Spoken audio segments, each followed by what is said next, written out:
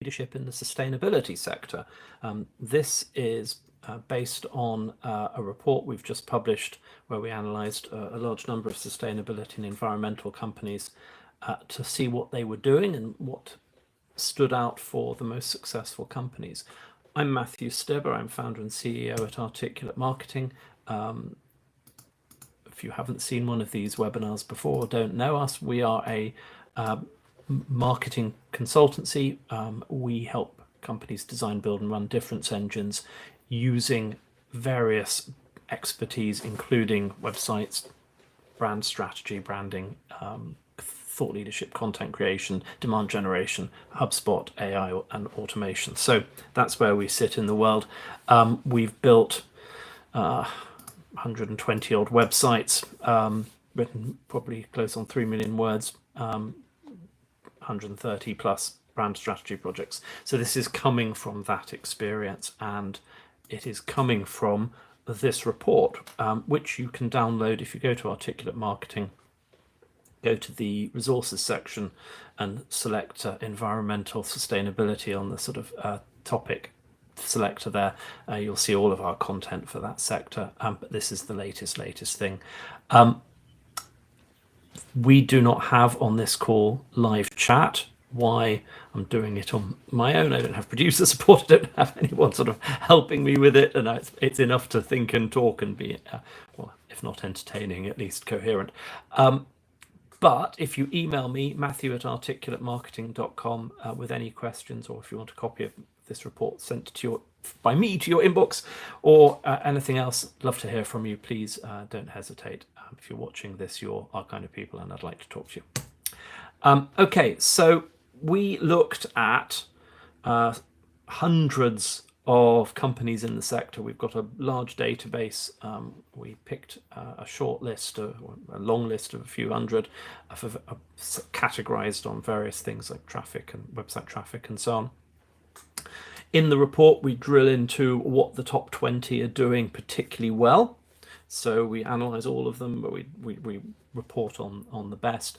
And this webinar is about what the top 5 are doing, but it's informed by that whole research. So these are the top 5. And I'm very sorry if you're watching this and my little video is overlapping the right-most text. Riverside has changed its layout, and I'm not sure suddenly how to move my face over. If you're not seeing that, don't worry about it. That's just what I'm seeing. So interestingly, BSI is used to be a neighbour of mine in Chiswick, British Standards Institute, but they are really focusing on sustainability. Their website, their tagline is shaping a sustainable future, and I think it's really interesting to see companies orient themselves around sustainability as a business goal and an outcome and a brand mission. So BSI, sustainability company now. So 5 things stood out about the top 5 companies. First, they had rich, diverse content hubs, not just blogs, but they had ebooks and academies and stories and research. They weren't putting all their eggs into one format basket, as it were. Secondly, they all had very large numbers of backlinks. This is something we can detect with our scanners, and it's one of the criteria we look at. We think that it's a proxy or an indicator of sort of sustained thought leadership, because why would you link to something if it wasn't thought leadership, right? So it tells us something interesting about their reputation, their share of voice, their profile. And it also talks to a deliberate long-term thought leadership's strategy. Backlinks are not accumulated overnight, nor by accident. Thirdly, 3 of the top 5, surprisingly not more, actively promote webinars, which also is interesting. Out of the top 20, only 8 do. So the proportion in the top 5 is slightly higher than the proportion in the top 20. In our experience, podcasts and webinars are underused in the sector. Certainly, you know, here I am doing a webinar, so I'm a great believer in webinars. They are what our primary marketing lead generating opportunity and thought leadership content opportunity. So this is an interesting thing. We also help set up 4 podcasts, and I host a couple for clients. So podcasting is a slightly different angle, but a similar underused opportunity. Fourth, all of these top 5 run newsletters, email newsletters, and we think after a fairly long period of not thinking email was where it was at, email is really interesting. It's far from dead, and with personalization, segmentation, and so on, you can create emails that people genuinely want to read and that are engaging and that sustain interest and so on. And I think this is, although inboxes are filling up with AI generated slop, they also have the potential for maintaining some human connection, like podcasts and webinars. Lastly, all 5, and indeed this is also true in the top 20, all prioritize organic SEO traffic, meaning not paid, not PPC traffic, over other forms. So that their thought leadership campaigns produce traffic and awareness for them. And one of the top 5 generates nearly $100,000 a month in value from their organic traffic. So if they were buying the keywords and the traffic that they were getting using Google AdWords, it would cost them $100,000. So what this says to me is there's measurable value in thought leadership and a measurable marketing activity in thought leadership. It's not just sort of a nice to have. So the through line is this consistent long-term thinking and a multi-channel approach. So if we look across the top 5, on average, they're generating $52,000 of investment per month in paid, if they were buying the same organic traffic through paid search. And as I said, one of them is closer to 100,000. That's a meaningful budget. I mean, wouldn't you like to have a marketing budget that big? And on average, they had more than 800 Google AI citations. And measuring AI share of voice and so on is an emerging and evolving topic. But 800 is a big number compared to articulates are sort of about 180. And we've got a pretty good search presence. And typically when we look at this data for when we're doing marketing strategy sessions for clients and prospects, under 10. That's typical. So, their thought leadership is paying off in awareness, in AI discoverability, in organic traffic, and that's generating leads and business for these organizations. I've talked about backlinks, and not all backlinks are created equal, and I think this is the dirty secret of the SEO industry over the last 10-20 years, was that they some of the grey hat, black hat, even some white hat stuff could generate backlinks for you, but not necessarily high quality or relevant ones, not always anyway. But the very highest high authority backlinks come from .gov, .edu websites, right? So if you're cited in, I don't know, the Lancet for healthcare, for example, that's a great backlink. Wikipedia seems to be a very reputable source of backlinks as well. So these sorts of sources. And of course, in the sustainability and environmental space, it's very heavily influenced by policy, regulation, scientific frameworks, and so these are where these high quality backlinks might be coming from. But trust is everything, and the more of these that you can get, the better. And we looked at specifically at .gov and .edu backlinks across the top 100 sites, and the pattern was clear. The successful companies, people at the top of our list, had more of these high quality links. And the BSI, British Standards Institute, as you'd expect for a standard institute, had nearly 500 of these super high quality links, obviously because of the nature of their work. But even commercial organizations can generate a lot. Octopus Energy, for example, which is a high, in the top 20 high ranking organization in our scoring system, they had 63. So it's possible. And at the same time, a quarter of our top 20 didn't have any of these .gov, .edu backlinks. Didn't have any. They had other backlinks from other organizations, from .com sites and things. So it's not the only route to success, but in this sector, perhaps it's more interesting. So the takeaway is, if you're publishing content that genuinely engages with policy and research, pursue these institutional links actively, because they carry a very disproportionate weight. And it's a sector, perhaps alongside health, which is another area of interest for us, where you have an opportunity to cultivate them because of the nature of the topic. Okay. Backlink volume also makes a big difference. So even if they're not coming from .edu or .gov, our friends and former clients, Ecology, we built their HubSpot service hub set up a couple of years ago. They lead the pack with an extraordinary 5.9 million backlinks. And that's a lot of people like us who are backlinking to their reporting dashboards about number of trees planted and that sort of thing. But other organizations like ChargePoint have perhaps fewer than 1,000, but still make it into the top 20. So you also need to be thinking about positioning and relevance. You also need to be thinking about building those backlinks. And how do you do that? Well, the first thing is really high quality content. So original research techniques like the skyscraper technique. Email me, I'll tell you what that is. We'll get into that. We've got articles about it. You can also do relationship-led backlink building, so testimonials, outreach, digital PR, and things like podcast guesting and so on. And don't overlook internal linking and unlinked brand mentions. These are also quick wins that you can use to influence SEO and influence backlinks. It's a long game, and it's almost impossible to play if you don't have good quality content. But in the long run, the data says it pays off.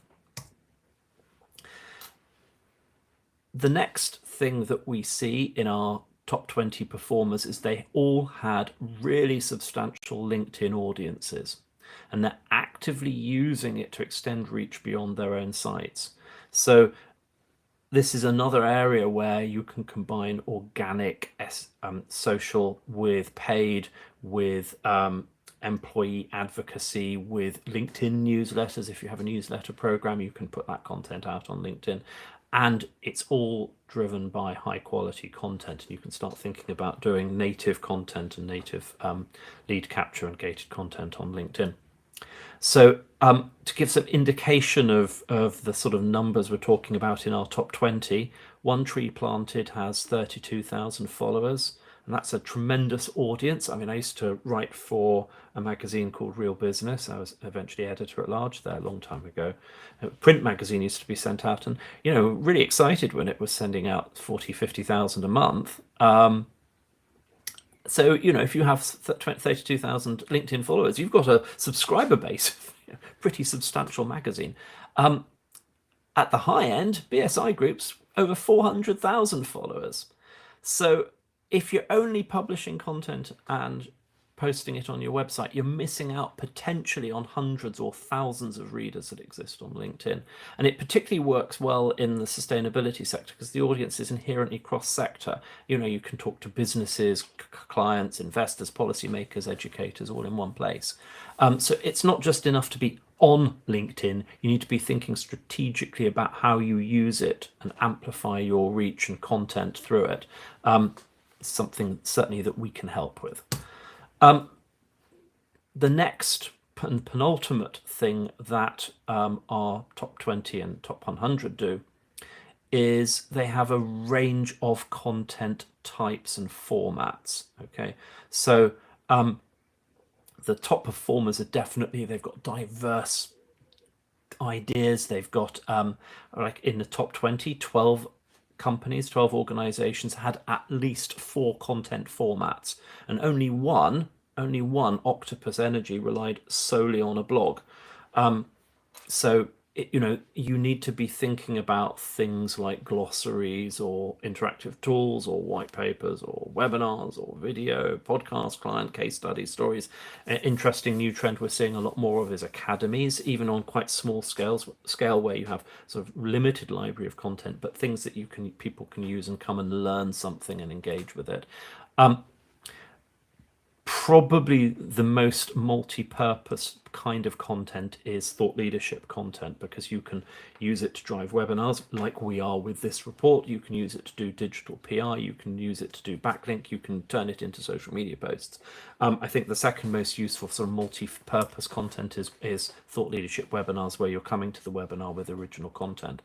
And I think there's a really bigger strategic point as we're sort of dealing with this rising tide of AI generated content. If you are coming with original research, first-hand expertise and insight, genuine experience of something, like we've analyzed our customer database, or we've analyzed this information, or we've got this knowledge that nobody else has got and AI hasn't got because we haven't shared it.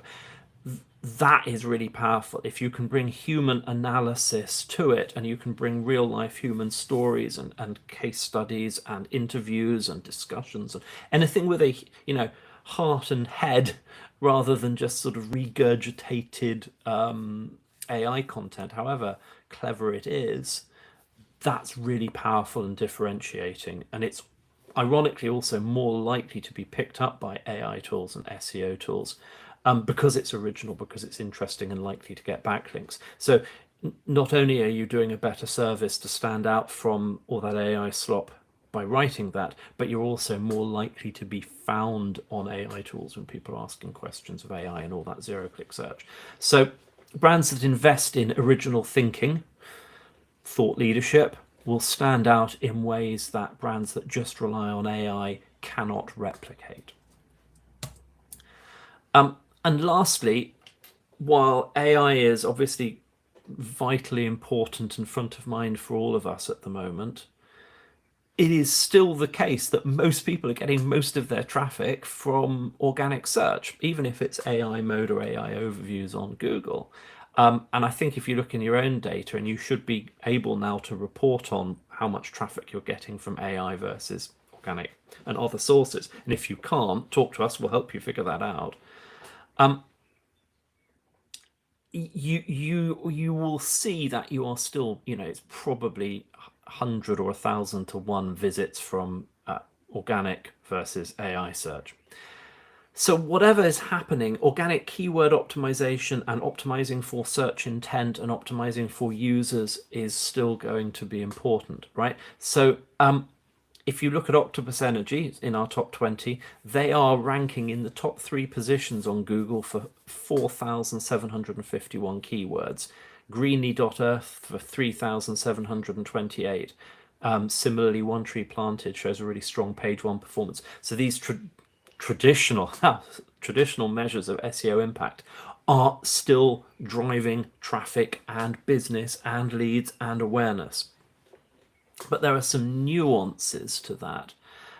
It's still the case that ranking for thousands of keywords on page 3 or the backwaters of AI is not as helpful as being on the first page, or the highest value of the first sort of content that comes up. So focusing on quality content that can rank, and then getting the word out and getting the links and doing the LinkedIn and the promotion to get it out there, that is going to be higher value than just putting out content that's all long tail. However, the sort of mid-ranking sort of positions 11 to 50 rather than 1 to 10, everyone wants to be 1 to 10, that's your hidden opportunity. Anything that you can do to nudge that content higher up the ladder, nearer to the first page. And I think now we talk about first page almost as sort of metaphorical first page, because Google doesn't quite do a sort of an advert and then 10 organic links, but conceptually still the first page, the better.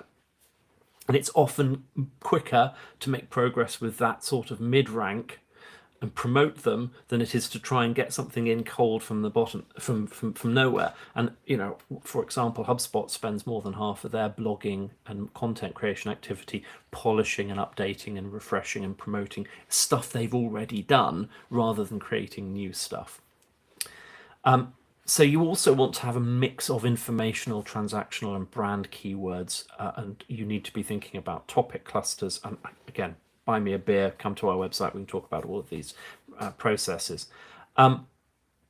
And you need to take an iterative, experimental, long-term view of it. It's not, I mean, if you want to buy traffic with adverts, you can just drop £500,000 on Google and you will get the traffic. You'll get tons of traffic. It just costs you a lot of money. With this, you drop £500,000 on a campaign. I'm using that exaggerated number for effect rather than this is what it costs. It might take time for that content to be picked up, to be linked, to be promoted, and for you to rise up the ranks of Google. But in the end, you are owning that traffic and that content rather than renting those clicks from Google. So 3 principles we would call out for keyword strategy, content strategy. First one is variety, second is visibility, and third is a long-term vision. And take the patience, have the patience to let it compound and grow. So that's what we found in our analysis from the data that we've got on the top 300 companies that we analyzed and the top 5 that we've been talking about this afternoon. If any of this resonates, we'll send this recording and this slide deck out probably tomorrow now. It's 5:30 here in the UK. And you can click on this link, download this report and see the more detailed analysis across 300 sites and get more insights and recommendations. I think this would be a great next step. The other next step I'd like to suggest is book a call with me. I will look at your website. I will run some of these analyses that we've done across the 300 on your website. I'll look up your AI presence and we can have a chat about, where you are and potentially, how you could improve it. I would be delighted to do that. No hard sell, no BS. If you're listening to this, watching this, I would be delighted to do it. It's in a good cause. So to book that, email me, matthew@articulatemarketing.com, or go to articulatemarketing.com/meet and just book a time in my calendar. And that is everything I had to say. Unusually for me, not waffling on, and I'm finishing a few minutes early. So thank you very much indeed for joining me. And I hope you have a wonderful Easter. And do get in touch if you would like. I'd love to hear from you. Thank you.